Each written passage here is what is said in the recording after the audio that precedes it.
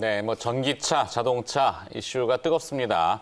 조금 뎁스 있게, 깊이 있게 접근해 봅니다. 애널리스트 모셨고요.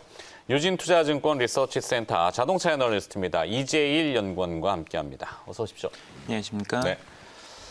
자, 첫 질문 하기 전에 뜬금없지만 전기차는 내연기관차도 보면은 침수 피해를 입으면은 차가 많이 망가지잖아요. 전기차는 물에 잠기면 어떻게 될지 혹시 뭐 비슷하게 침수 피해를 입지 않을까 더 생각이 듭니다. 심할까요? 전기적인 장치들이 많아서 방수 아무래도 뭐 전자 부품들 같은 경우에는 뭐 물에 민감하기 때문에 조금 더 피해를 입는 부분도 있겠지만 사실 배터리 팩 쪽이 좀 많이 걱정이 되긴 하거든요. 그죠. 근데 업체들 쪽에서 그쪽에 또 많이 신경을 써서 보완을 하다 보니까 뭐 내연기관차 대비해서 뭐 크게 뭐 전기차가 뭐 침수 피해를 입느냐라고 하면은 많이 보완을 해서 그렇지는 않을 걸로 이렇게 생각을 합니다. 그러게요. 아니, 갑자기 죄송해요. 항상 이렇게 뜬금없는 질문들을 해서 왜냐하면 누구나 궁금해할 것 같기도 하고 그러면 또 나중에는 스마트폰도 결국에는 방수 방진 물에 들어가서도 네. 막 하잖아요. 네. 전기차도 나중에 방수 방진 이슈도 되겠다. 뭐 그렇다고 뭐 잠수정까지는 안 가겠지만 자 이제 순서대로 가겠습니다. 내연기관차의 몰락 어찌 보면은 인류 역사상 이것이 시간의 문제였을 거라는 것은 상식일 겁니다. 화석 연료가 가져오는 여러 가지 그 병폐들 지금 기후 문제도 매년 이렇게 반복되지만 올해는 그 전문 기상학자들 얘기는 티핑 포인트 이제는 돌이킬 수 없는 순서로 넘어가는 타이밍들의 지역들이 굉장히 많다고 해요. 그래서 내연기관차를 이제 접고 친환경과 이런 그린 이슈가 분명히 대두될 거다. 그러니까 덕에 또 코로나19가 이제 이런 가속도화를 촉진시킨 것 같은데 어떨까요? 지금 상황 파악을 해보시면은. 코로나19로 인해서 어떤 자동차 산업의 혁신의 속도가 굉장히 빨라진 게 사실이라고 생각이 듭니다. 일단 완성차 업체들 입장에서도 뭐 과거와는 다르게 이제는 생존을 위한 경쟁이라는 마음가짐을 가지고선 이제 미래차 시장을 선점하기 위해서 전력 질주를 하고 있는 상황이고요. 그리고 이번 그 코로나 사태 때 과거 이제는 금융위기 때랑 좀 비교를 했었을 때 가장 크게 차이 나는 부분은 앞서 말씀하신 것처럼 기후변화에 따른 위기가 코앞에 닥쳐 있다 보니까 각국 정부들도 산업을 지원을 할 때 화석연료 산업에 대해서는 더 이상 지원을 하지 않고 미래차에 대해서만 지원을 집중하고 있기 때문에 네. 그런 점도 완성차 업체들이 이제 미래 차량에서 전력 지출을 할 수밖에 없는 좀 그런 상황들을 만들고 있는 조건들입니다. 지금은 이제 선택이 아닌 필수적으로 다가와 있는 것 같기도 하고 각국이 또 이제 서두르는데 가장 상징의 기업은 역시 테슬라다. 근데 테슬라는 결국 이게 앨런 머스크라는 사람의 창의성은 참 놀라울 따름인데 단순히 전기차의 이슈에 끝나지 않고 항상 우리보다는 조금 빠르게 한 발씩 나아가잖아요. 전기 트럭을 가든지 아니면 조금 더 기대해 보니까 이제는 우주로 스페이스 X. 그래서 이제 테슬라라는 기업은 사실 그 개념 자체가 조금 다를 수 있는데 비즈니스 모델의 차이 이런 것도 한번 언급해 보시면 주신다면요. 네. 그러니까 지금 사실 자동차 회사들이 대부분 역사가 굉장히 깊습니다. 뭐 어떤 업체들 같은 경우에는 100년 이상의 역사를 가지고 있고 이렇게 오랫동안 한 가지 비즈니스 구조를 가지고 오다 보면은 아무래도 누적된 어떤 레거시 코스트라고 하는 비효율성들이 생길 수밖에 없습니다. 근데 테슬라나 아니면 그 외 기타 최근에 이제 새롭게 올라오는 전기차 업체들 같은 경우에는 그런 비즈니스 비효율성을 제거를 해서 비즈니스 모델 자체를 좀 혁신했다는 점에서 차별화점을 찾을 수 있습니다.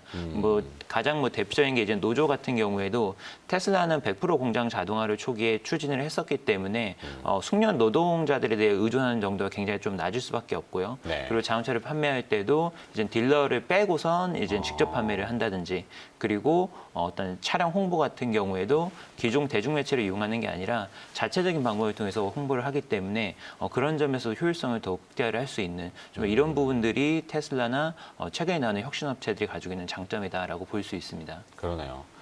하여튼 좀 센세이션한 부분들이 있어요. 기존의 전통적인 그런 고리타분한 생각을 많이 깨는 혁신을 좀 가속화시킨 역할을 분명히 했는데 캘리포니아에서는 세계 최초로 친환경 상용차 의무 판매제가 도입이 된다고요? 이런 내용은 또 뭡니까?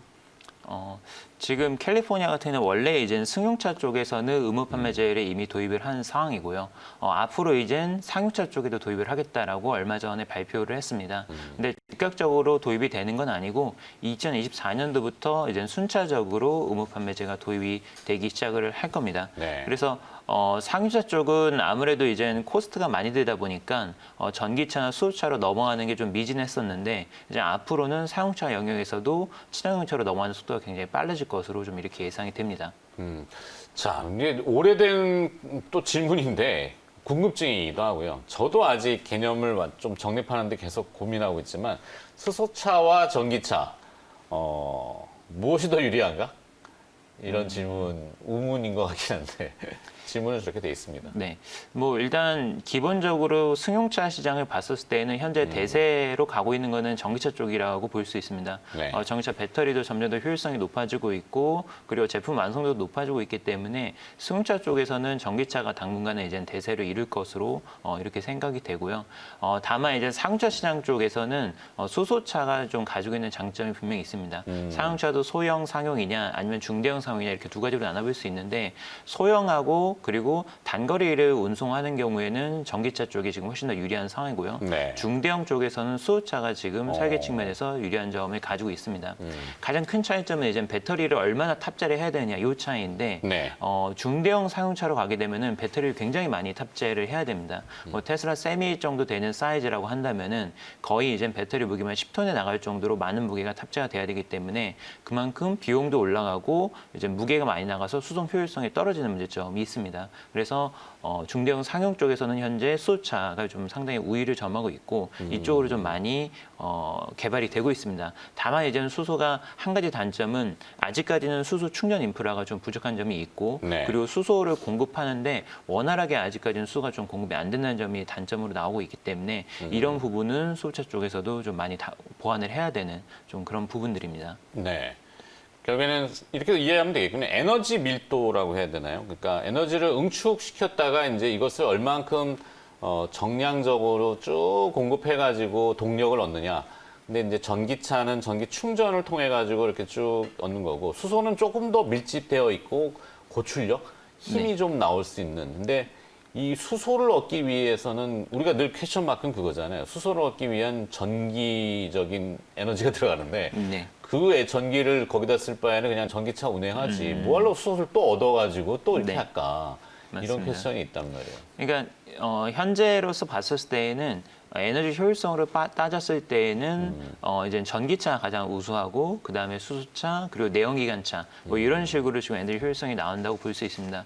근데 수소차가 이제 어떤 수소를 공급하는 데 있어서 지금 아이디어로 생각을 하는 거는 친환경 신재생 에너지를 이용을 해서 수전을 해서 수소를 얻겠다라는 계획이 있습니다. 네. 뭐 현재 보면은 이제 원해에서 뭐 풍력 발전을 통해서 생산된 에너지를 가지고선 수전을 해서 수소를 만든 다음에 그거를 이제 운송을 해서 조달을 하는 방식인데 이젠 재생에너지의 특성이라는 것 중에 하나가 이제 간헐성이라는 게 있습니다. 그러니까 이 연중이나 일중 내내 꾸준하게 전기가 생산되는 것이 아니라 특정 시간대 그리고 특정 계절에 전기가 많이 생성되는 특징이 있기 때문에 보관을 해야 되고 그거를 장기로 보관하기 위해서는 수소 같은 어떤 화학적인 에너지 형태로 저장을 해야 되기 때문에 그런 측면에서 또 수소 관련된 비즈니스는 신재생 쪽하고 또 연계되는 측면이 있습니다. 네.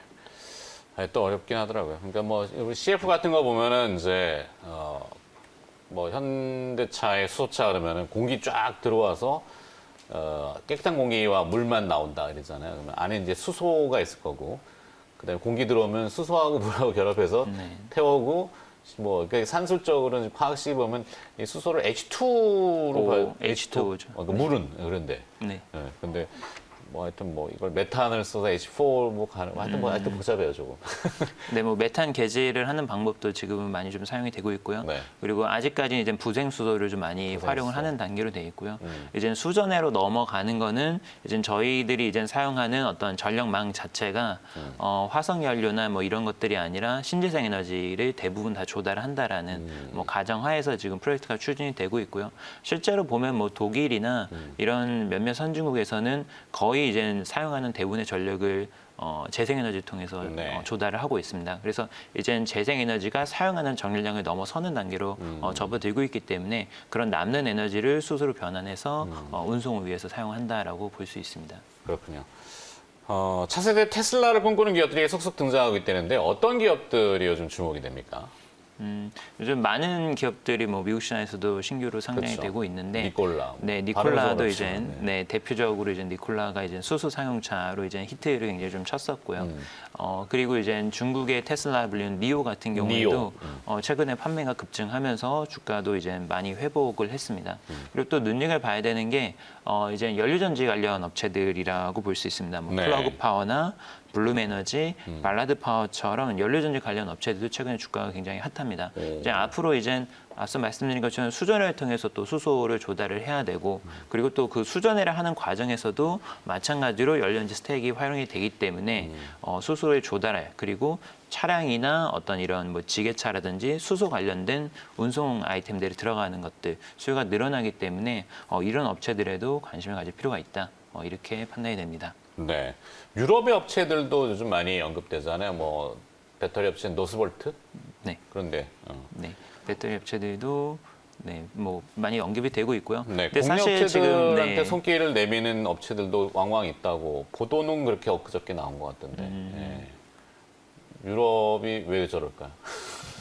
지금 뭐 배터리 시장 쪽을 보게 되면은 한국하고 이제 중국 시장이 이제 배터리 시장을 좀 주름잡고 있는 상황이고, 이제 뭐 유럽이나 그리고 뭐 미국 같은 경우에는 이제 좀 어느 정도 보면 좀 후발업체라고 볼 수 있고요. 네. 그리고 이제 연료 전지 쪽을 봤을 때에도 현재 수소차에서 양강 구도를 만들고 있는 건 현대차랑 이제 도요타이기 때문에 네. 한국과 일본이 굉장히 좀 앞서 있습니다. 그래서 오히려 어떤 밸류체인 측면에서는 뭐 유럽이나 미국 업체들은 아시아 지역에 있는 업체들한테 굉장히 좀 손을 벌릴 수밖에 없기 때문에 이런 협력 관계들은 계속해서 좀 강화되고 구축이 될 것 같습니다. 네. 참, 이 현대차의 최근 주가를 보면은 현대차도 결국에는 이 하늘이 돕는구나, 천운이다 이런 생각이 듭니다. 사실 그 GBC를 할 때만 해도 시장에서 굉장히 논란이 많았어요. 그렇죠? 삼성동의 그 땅을 뭐 여러 가지 복잡도는 있지만 왜 자동차 본업의 치중 물론 이제 글로벌한 원대한 꿈이 있었겠지만 그랬는데 그래서 주가가 한동안 굉장히 어려웠잖아요. 또 내연기관 쪽도 어려웠고 거기에 코로나가 등장하면서 더 어려워졌는데 결국에는 수소차라는 개념을 지속적으로 꾸준히 메이킹했던 것이 이제 빛을 발하는 게 아닌가. 그래서 우리 오늘 타이틀이 글로벌 1위 EV 업체, 그러니까 일렉트로닉 비클 이렇게 됩니까? 전기차? 네. 뭐 용어가 네. 꿈은 아닌 이제 현실적으로 다가올 수도 있는데 이 성공의 열쇠라고 할까요? 뭐를 포착해야 될까요? 뭐 일단 첫 번째는 자체적으로 가지고 있는 차량 경쟁력을 끌어올려야 되는 부분이 있고요. 또 이제 좀 큰 그림에서 보게 되면은 얼라이언스를 구축을 통해서 경쟁력을 확보해야 되는 부분이 있습니다. 네. 자동차가 이제는 과거처럼 완성차랑 그 예하에 있는 부품사들만 가지고선 차량을 만드는 건 아니거든요. 그래서 외부에 있는 전장업체들하고 그리고 배터리 업체들하고도 굉장히 좀 타이트하게 이렇게 굉장히 밀접하게 협력 관계를 구축할 필요가 있습니다. 국내 배터리 3사들을 보게 되면 글로벌에서도 굉장히 인정을 받고 있고 타티어급 업체들이기 때문에 이런 업체들과의 협력을 통해서 전기차 쪽에 경쟁을 끌어올 수 있는 부분이 있고요. 최근에도 그런 움직임들이 굉장히 강하게 나타나고 있습니다. LG화학, 뭐 SK이노베이션, 삼성 SDI랑 계속해서 협력 관계를 구축해 나가고 있는 모습들이 그렇죠. 나타나고 있고요. 네. 그리고 내년이 되면 이제 현대차가 굉장히 좀 이제 다음 세대로 넘어가는 전기차들이 나오기 시작을 할 겁니다. 이제 EGMP 기반의 전기차들이 이제 나오기 시작을 하는 것인데요. 이 GMP라고 하면은 인증이라고 해봐야 됩니까? EGMP라고 하면은 이제 일렉트릭 글로벌 모듈러 킷 플랫폼이라고 해가지고 이제 자동차 회사들은 플랫폼이라는 단위를 이용을 해서 차량들을 만듭니다. 그러니까 네. 플랫폼이라는 거는 어떤 특정 차량 묶음들이 동일한 플랫폼에서 개발이 되고 호환성이나 네, 부품 뭐 스탠다드, 호환성이나 표준 이렇게 되는 건가? 네, 그런 분들이 굉장히 올라가게 되는 것이죠. 그래서 이런 플랫폼을 만들게 되면은 일단 하나하나의 부품 자체가 그 특정 차종에 맞춰서 최적화가 되는 부분이 하나가 있고, 네. 그리고 부품들이 호환성이 높아지다 보니까 단가가 많이 내려가면서 가격 경쟁이 올라가는 이런 두 가지 측면이 있습니다. 레고 블록처럼. 그렇죠. 레고 블록처럼 조립이 되면서 많은 점에서 이제 장점들을 갖게 되는데 이제 현대기아차가 내년도부터 이런 EGMP 플랫폼을 사용을 함으로써 모델들이 나오는 속도가 굉장히 빨라지고요. 말씀하신 대로 블록으로 조립을 하면서 이제 모델이 나오기 때문에 모델들이 이제 굉장히 빠르게 나오게 되고 그리고 단가 측면에서도 이득이 있고 그리고 효율성도 기존 모델 대비해서 상당히 높아진 이런 모델들이 나오기 시작을 합니다. 네. 이렇게 되면은 EV 경쟁력이 한 단계 업그레이드 되는 것이고 그리고 현재 현대차의 EV 경쟁력이 글로벌에서 굉장히 이제 수익권이라고 보기 때문에 여기에서 경쟁력을 한 번 더 업그레이드한다 그렇게 따진다면은 글로벌 탑3 내에서 경쟁할 수 있는 충분한 경쟁력이 있다라고 판단이 됩니다. 네. 자, 좋아요. 현대모비스 가봐야죠. 네. 이제 현대모비스. 현대모비스는 그래서 많은 혜택을 조금 볼 수도 있는 것 같은데 주가도 관심이 많고. 네. 현대 모비스 같은 경우는 아까도 EGMP를 말씀드렸는데 어떤 그런 부품들을 최적화하고 그리고 코스트 어드밴티지를 가져갈 수 있게 도와주는 역할을 하는 게 바로 이 현대 모비스라고 볼 수 있습니다. 현대 모비스는 사실 업력이 그렇게 길지 않기 때문에 내연기관차 쪽에서는 그렇게 두각을 나타냈었던 기업들은 아닙니다. 근데 네. 이젠 다른 업체들하고 좀 차별화를 만들기 위해서 전장 부품들, 특히 친환경이나 에이다스 쪽, 미래 부분 자율주행 관련된 기술들에 적극적으로 투자를 하면서 그쪽으로 지금 영역을 많이 넓혀가고 있는 회사고요. 앞으로 이젠 내연기관차에서 전기차, 수소차로 영역이 넘어가면서 기존에 했었던 부품 영역에서 더 넓은 부품들 그리고 더 강한 경쟁력을 가져갈 수 있는 업체이기 때문에 중장기적으로 굉장히 부품사 중에서 유망하다 이렇게 볼 수 있습니다. 만도는 좀 어떨까요? 좀? 만도 같은 경우는 국내에서 이제 전장 부품 쪽에서 모비스와 함께 이제 뭐 양대산맥에 이루고 있다라고 볼 수 있는데요. 네. 만도 같은 경우는 좀 특징적인 점이 굉장히 이제 현대기아차 말고도 다른 외부 벤더들로부터 수주를 많이 받고 있고 또 그만큼 이제 기술력을 인정받고 있는 회사입니다. 과거에는 지리를 비롯한 중국 로컬 업체들 통해서 많은 수주를 얻었었고요. 최근에 이제 테슬라나 뭐 이런 어떤 글로벌 전기차 기업들 한쪽으로도 수주를 많이 받고 그쪽으로 영역을 넓혀가고 있기 때문에 현대 기아차를 넘어선 어떤 더 많은 벤더 풀을 통한 성장성을 구가할 수 있다는 점에서 좀 차별점이 있는 회사다라고 볼 수 있습니다. 네. 기아차는 네. 다 여쭤봐야죠. 어떻게. 기아차는 사실 지금 현대차 그룹의 미래차 영역이라고 할 수 있는 부분에서 어찌됐든 간에 선봉에 서는 것은 사실 현대차입니다. 그렇죠. 왜냐하면 앞으로 전기차도 나오게 되면 프리미엄 전기차도 나와야 되는데 아무래도 이제 제네시스를 통해서 나올 수밖에 없는 것이고 그리고 수소차도 지금 메인은 이제 현대차가 담당을 하고 있기 때문에 미래차에서 조금 더 선봉에 서는 거는 현대차라고 보이기 때문에 현대차 비슷한 이제 주가 흐름을 유지를 하겠지만 아무래도 현대차 쪽이 먼저 이제 주가가 움직이고 그 다음에 이제 기아차가 좀 따라 움직이는 흐름이 나오지 않을까 좀 이렇게 생각을 하고 있습니다. 네. 자, 전반적인 얘기를 쭉 들어봤는데 힌트가 좀 되셨는지 모르겠습니다. 오늘 현대차 글로벌 EV 전기차 시장의 1위를 꿈꾼데 꿈이 아니다, 현실이다 이렇게 주제를 정해갖고 접근해봤습니다. 유진투자증권 리서치센터 자동차 애널리스트 이재일 연구원이 수고를 해주셨습니다. 고맙습니다.